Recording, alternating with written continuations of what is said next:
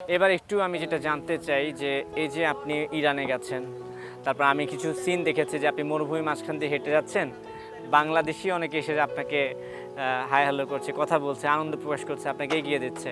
তো এমন কখনো হয়েছে যে আপনি যাচ্ছেন কিন্তু কোনো মানুষ নেই, নিজেকে অসহায় মনে হচ্ছিল? দ্বিতীয় দিন আমি ইরানে ঢুকছি, খাবার খেয়ে আমি বন্ধুর সাথে কথা বলতে বলতে যাচ্ছিলাম। এমন টাইমে কালো কালারের মানুষ আর কি বলতে গেলে, ওদের রং, গায়ের রং হচ্ছে কালো। তো ওদের হাতে ইয়া ছিল, এগুলো কি বলে, পিস্তল, এগুলো ছিল। তো ওরা সরাসরি আমার কাছে আইসা আমার মোবাইলটা নিয়ে চলে গেলো।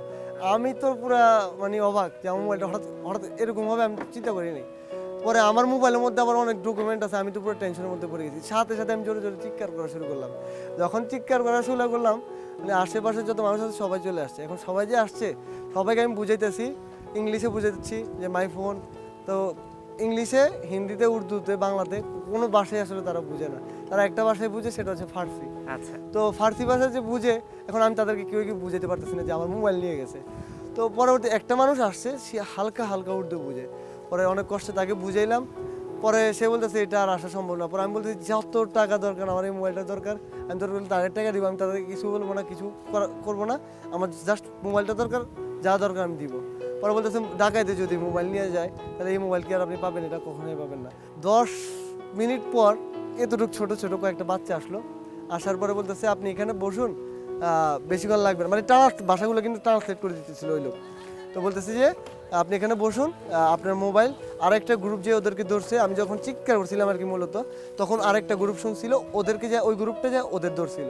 ধরার পরে তারপরে প্রায় আধা ঘন্টা বা 20 মিনিট পরে ওই ছেলেগুলো আসছে। আসার পরে তারপর আমাকে মোবাইলটা দিয়েছে, এবং তখন আমি এত পরিমাণে আবেগপ্রত হয়েছিলাম, আমি কান্না করে দিয়েছি। কান্না করে ওদেরকে জড়ায় ধরছি। জড়ায় দেওয়ার পরে তারপর আমি বললাম যে ওদের জন্য দোয়া করবো। দোয়া কুনিত এই টাইপের একটা ইরানি শব্দ, যেটা অর্থ হচ্ছে দোয়া করবো।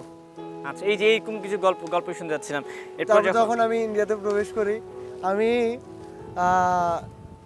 মানে আমি তো জীবনে বিদেশ সফর করিনি, আমার প্রথম সফরে ইন্ডিয়া, এই সফরেই। তো যখন আমি ইন্ডিয়াতে প্রবেশ, আমার অনেক কনফিউজ ছিল যে ইন্ডিয়াতে সে অনেক সমস্যা হইতে পারে, অনেক কিছু ধারণা ছিল, কারণ সোশ্যাল মিডিয়াতে অনেক কিছুই দেখি। তো তখন আমি অনেক ভয়ের মধ্যে ছিলাম যে ইন্ডিয়াতে আসলে কী হবে। তো আমি যখন ইন্ডিয়াতে ঢুকলাম, বলতে গেলে লুকায় লুকায় ঢুকছি, যাতে আমি, কারণ সবাই তো জানে যে আমি আজকে ইন্ডিয়াতে ঢুকবো। আমি চাইছিলাম ইন্ডিয়ার মানুষ না জানো আমি আজকে ইন্ডিয়াতে ঢুকবো, আমি এর কারণে লুকায় লুকায় প্রবেশ করলাম। তো যখন ইন্ডিয়াতে মাত্র ইমিগ্রেশন করে ঢুকলাম, ঢুকার সাথে সাথে একজন দালাল না কি জানি না, আমার পাসপোর্টটা দিয়ে দৌড় দিয়েছে। দৌড় দেওয়ার পরে আমি তো, এটা কি হলো, আমি তো ভয় পেয়ে গেছি যে পাসপোর্ট নিয়ে গেলে তো আমি শেষ, আর কই যাবো ওর কাছে। তো আমিও করলাম কি তার পিছনে পিছনে যাওয়া শুরু করলাম। পরে সে আমার তার দোকানে নিয়ে গেছে মানি এক্সচেঞ্জ করার জন্য।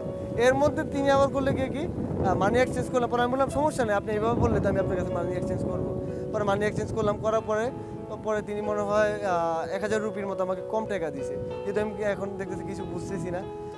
তখন আমাকে 1000 রুপি কম দেয়। তখন একজন সময় টিভি ভাই আমাকে, বেনাপোলের, উনি আমাকে একজনের লিঙ্ক দিয়েছিলেন যে ওর থেকে টাকাটা এক্সচেঞ্জ করো, কিন্তু উনি তো আগেই পাসপোর্ট টান দিয়ে চলে গেছিলেন। পরে এটা আবার যখন ওই ভাইকে বললাম, বলার পরে উনি বললো যে তাহলে তুমি ইয়ে করো, পুলিশকে বলে দাও।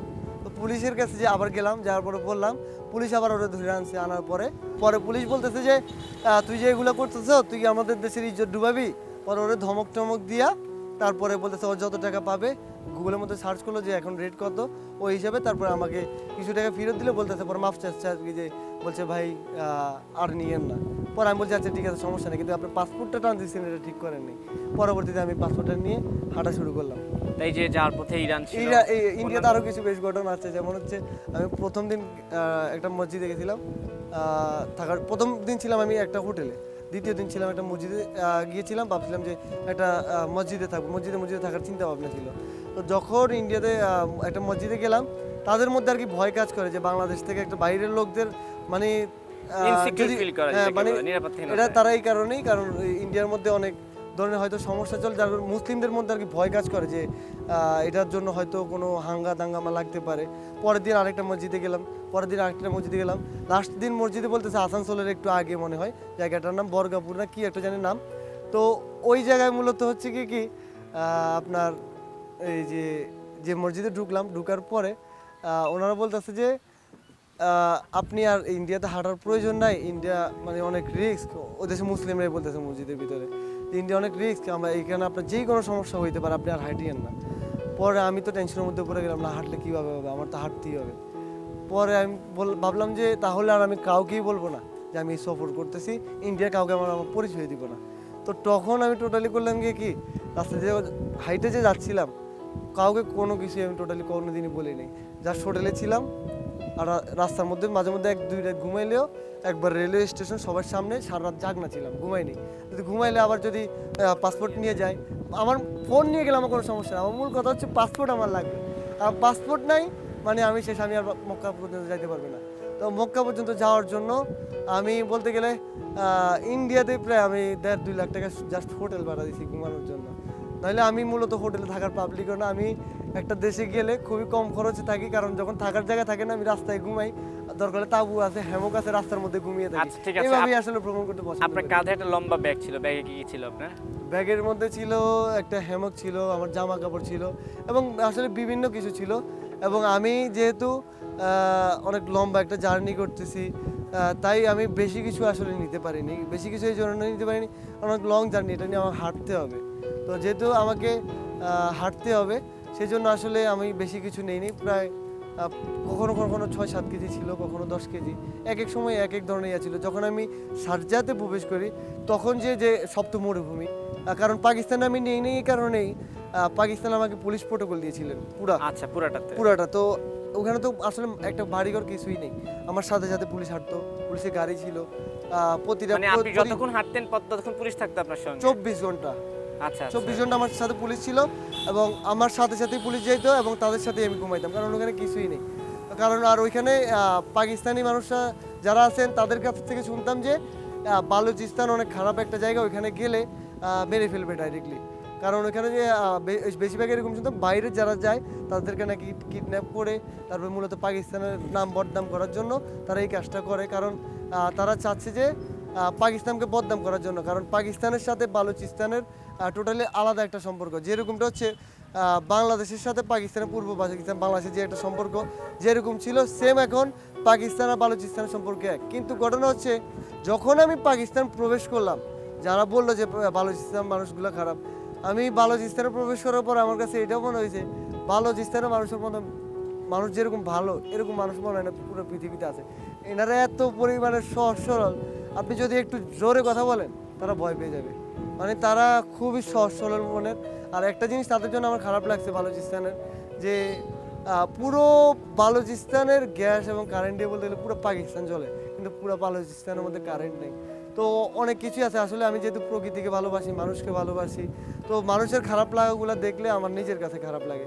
যখন ভালো লাগাগুলো দেখি আসলে তখন ভালো লাগে। এটা পৃথিবীর যেই দেশই হোক, মানুষের খারাপ লাগাগুলো এগুলো আসলে কষ্টগুলো আসলে বলতেই হয়, এটা মানুষের হয়ে মানুষের কথা বলতেই হবে। আচ্ছা ঠিক আছে, ওকে, একটু এবার ভিন্ন প্রসঙ্গে আসি, বিপরীত প্রসঙ্গে চলে আসি। আপনার এই হজ যাত্রা নিয়ে সমালোচনা আছে, অনেকে বলছে যে আপনি বিখ্যাত হওয়ার জন্য, মানুষের দৃষ্টি আকর্ষণ করার জন্য এই পন্থা অবলম্বন করেছেন, যে আধুনিক যুগে এসে আপনি হেঁটে হেঁটে হজ করতে গিয়েছেন।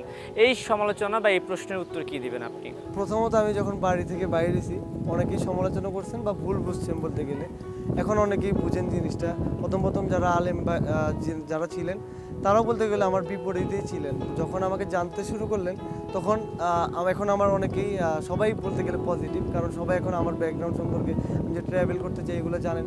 আসলে সব কিছু নির্ভর করে ব্যক্তির উপরে, সে তার স্বপ্ন কীভাবে বাস্তবায়ন করবে। আমি জাস্ট একটা কথা বলবো এখানে, আজকে যদি আমি মক্কা মদিনা না যেতাম, পৃথিবীর অন্য দেশ ঠিক এইভাবেই আমি সফর করতাম। আমি কি মক্কা যেয়ে পাপ করছি? অবশ্যই করিনি।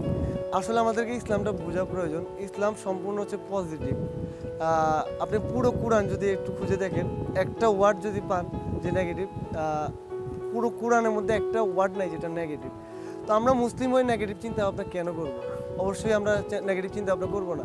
কিন্তু এখানে অনেকে বলতেছেন, আমি যখন বাড়ি থেকে মক্কাতে যাচ্ছিলাম বলতেছিল যে পায়ে হেঁটে যাচ্ছি, হজ হবে না। তো আসলে আপনি যখন পুরো কোরআন পড়বেন, আসলে অল্প বিদ্যা যেমন ভয়ঙ্কর, মুখস্থ বিদ্যা তেমন ভয়ঙ্কর। পুরো কোরআন সম্পর্কে যদি জ্ঞান না থাকে আসলে বলা যায় না কে ঠিক নেই। এবং যখন আমি বাড়ি থেকে যাচ্ছিলাম হচ্ছে সৌদি আরব, তখন বলতেছিল পায়ে হেঁটে গেলে হজ হবে না, ঠিক আছে।